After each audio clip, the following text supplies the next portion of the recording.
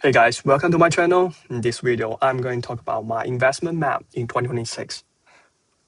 Now, everybody is talking about AI and everybody is focused on their interest rate and everybody is asking whether we are in a bubble or a boom. But here's the thing, I think the hidden signal are in the central banks, in the semiconductor fabs, and in those pre-IPO companies.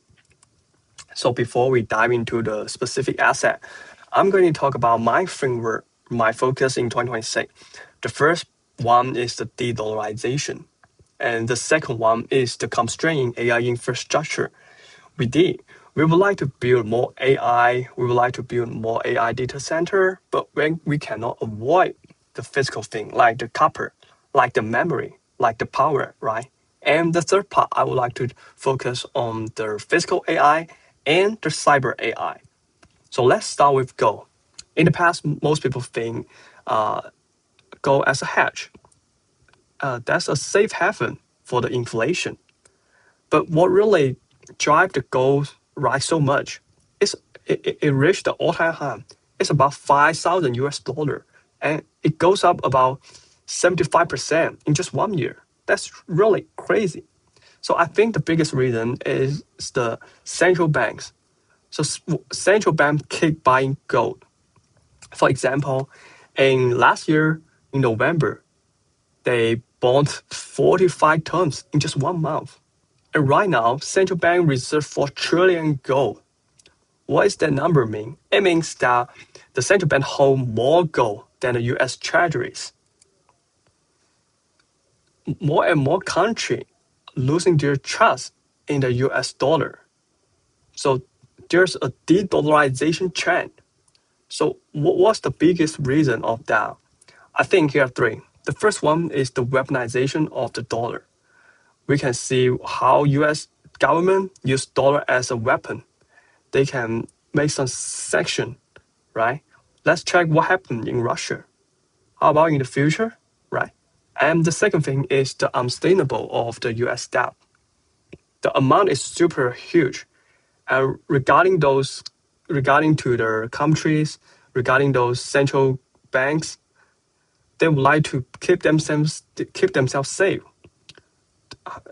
They do not want to like put the money in a very risky place, right? And the third thing is the pursuit of the multipolar world, especially for like China, right? For those countries, they would like to seek for the financial independence. So they would like to remove themselves out of the US dollar system. And let's see some analysis, their prediction.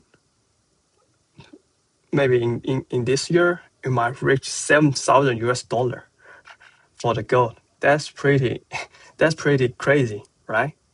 So overall, I think is the central banks keep buying the gold, and the hidden reason is they lose trust of the US government. And the geopolitics chaos will keep pushing the price of the gold. And then we are going to talk about silver. Yes, the silver, the geopolitical tailwind also make the price of the silver keep rising. And but there is also another reason is silver is also an important role in the industrial demand.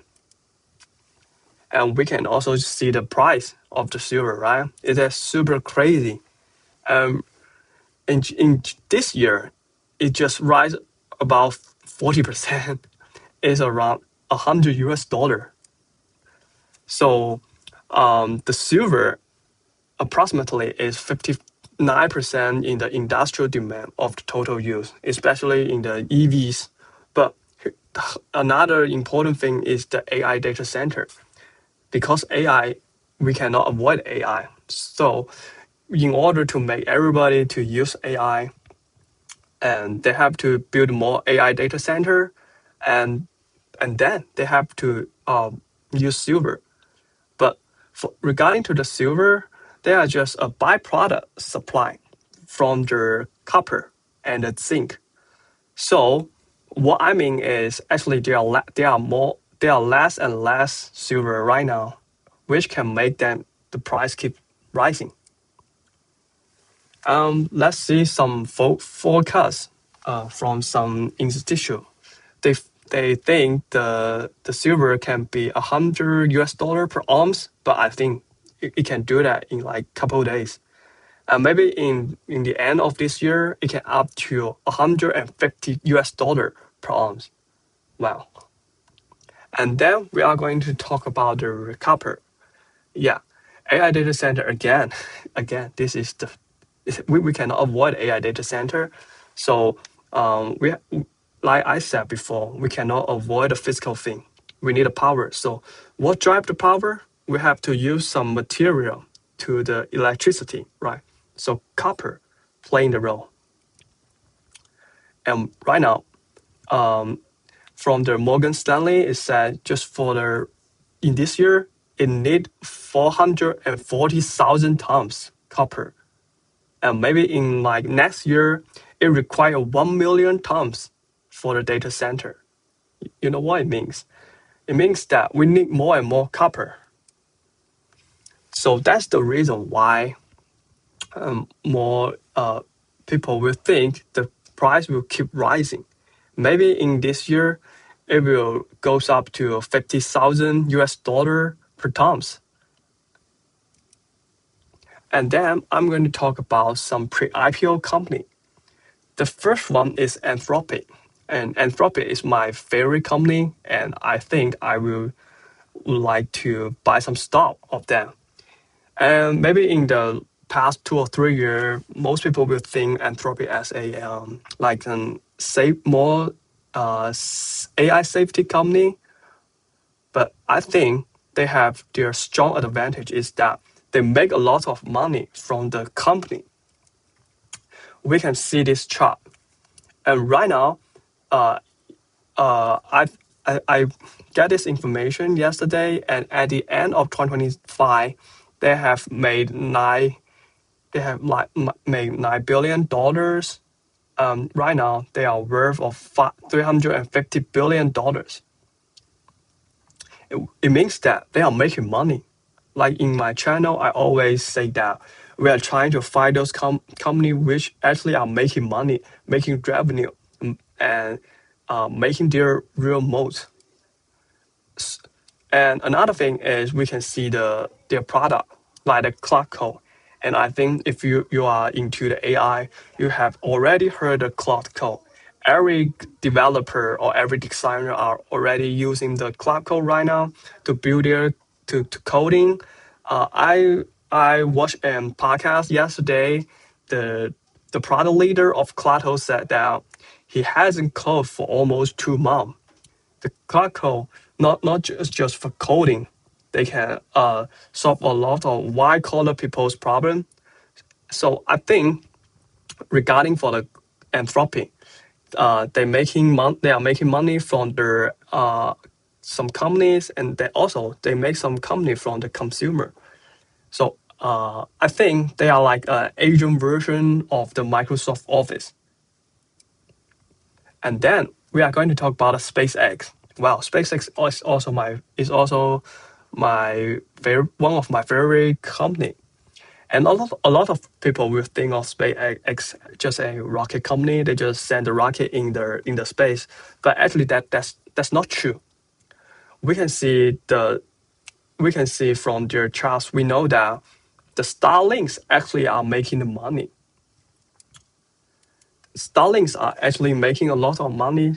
It means that it can make the SpaceX always have the cash to build more thing and build some great thing. And right now, regarding for the Starlink, it has 8 million subscribers, and it brings SpaceX over 15 billion revenue. So it's about 70% of the revenue for the SpaceX. So in the future, I think the number of subscribers will always keep rising. And because of that, the SpaceX, because of the cash flow in the SpaceX, they can build more cool thing.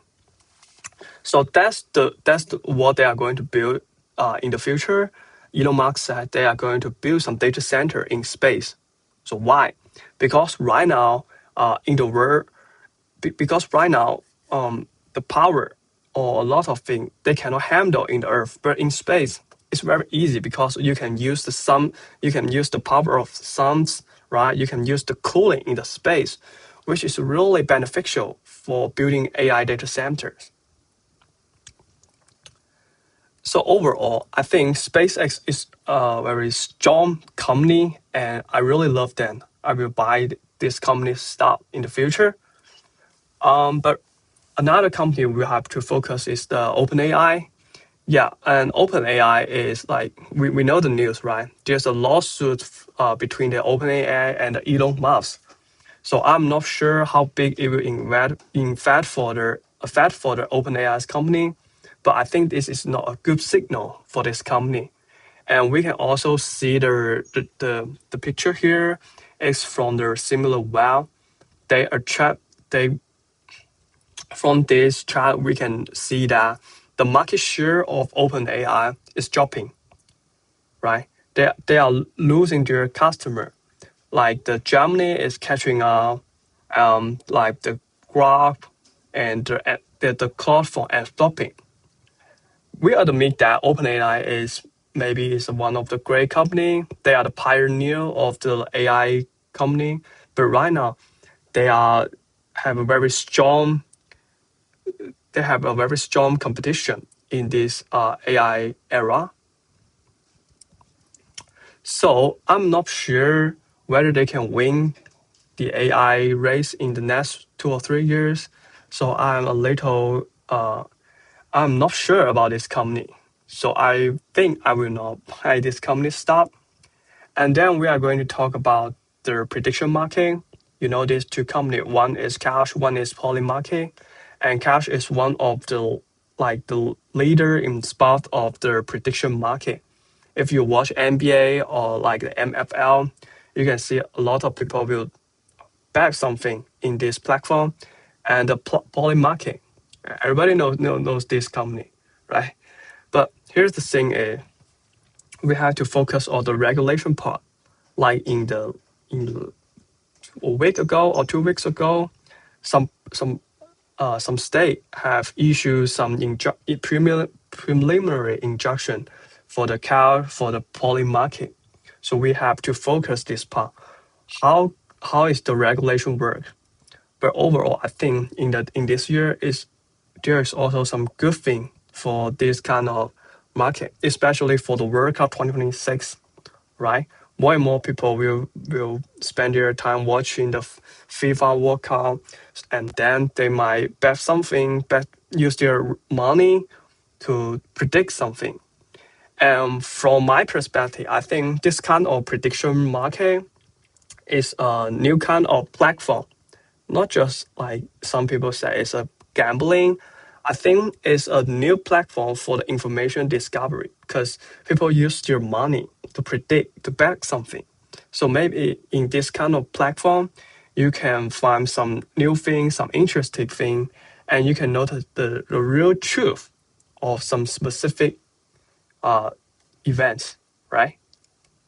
And the next thing is we are going to talk about the memory again. As I said in my previous video, I'm really positive about the memory because memory is becoming the new bottleneck for the AI. And like talked before in my last video, take Micron for example. They could decide with NVIDIA, they could decide with Google and AMD and some big tech company, which means that all the architecture have been locked in, right? And HBM is really important for the AI, for the inference for the AI process. So I think for the memory industrial is also a good chance. And then I'm going to talk about one of my favorite company, that's Tesla. In this year, I think maybe after the July of 2026, we can see the speed of cybercam, the autonomous, and the FSD. I think the Tesla will be the king of the physical AI. Yesterday, I saw a tweet. It said in the Austin, there's no more safety monitor for the robot taxi. Why is that really important? Because in the future, the robot taxi can bring another great cash flow for the Tesla. Let's think, there are lots of robot taxi in the street, and then maybe some people who bomb Tesla, when they can use the FSD to make them drive from point A to point B, and after they arrive at point B, they can release their Tesla, and their car can become a robot, like to join the team of robot taxi and make money for the owner, right? That's really crazy. And the second thing is the autonomous, right? The robot. Right now, the Tesla is not just an EV company; it's a robotics company. Let's assume that this robot working in the industrial, they are helping to build the Tesla's car, and after that, Tesla can sell this robot to other company. It's also a great income for the Tesla company. And so Tesla is really a great company, I think, and it will explode and it will take off in this year. And after that, we have to talk about Google. And I think, right, I said Tesla is the king of the physical AI, but Google, I think, is the king of the cyber AI. I think it's the only company which we can call it as a full stack AI company, and also it have a very strong distribution. Let's imagine you are a startup, you will really build some cool thing, but you have to promote, right? You have to let other people know your product. But Google, they don't have to worry about that, right? Let's see what happened in last year. Everybody know that, right? The Gemini, the Veo, the Nano Banana. Gemini is catching up OpenAI's GPT-5 right now. It's a very strong model, and it can solve a lot of problems. It is really good in coding. And the Veo is a AI video model. It really creates some stunning and crazy video, and we can know whether it is true or fake, right? It's pretty good. And the third one is Nano Banana. I think it is the best, like the AI image model right now. So from this picture, I think the Google is trying to build a word model. They would like to simulate the word. And after they really done that, after they really succeed to make the word model, we don't know what will happen. But I think it's a good thing for the Google. And then in the like last week, they made a partnership with Boston Dynamics. Right now, they collab with Boston Dynamics, and they use the Gemini to bring the as the brain of the robotics will be Gemini to control it. So I think it's also a good thing for the Google. And after that, we all know the news. The Apple and the Google, they have a collaboration. The Apple will apply the Google's Gemini for the Siri. So overall, this is the takeaway of today's video. The first one is AI. Yes, AI will keep taking off.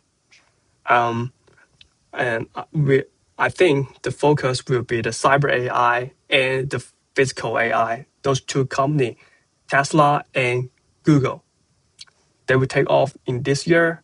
And the second thing is those pre-IPO companies, especially the Anthropic and the SpaceX. These two are my favorite company. I think right now they make a lot of money. They have a positive cash flow. I think they will succeed. But for the OpenAI, I'm not sure about this company right now. And the third part is the prediction markets. Because of the vertical, because maybe it will take off in this year too. And lastly is the commodities like the gold, the silver, the copper, because of the geopolitical reason, maybe the price of them will just keep rising. And that's it. That's today's video, and that's my investment map in 2026. I hope you enjoy this video, and please subscribe and like. That's all. See you in next video. Thank you.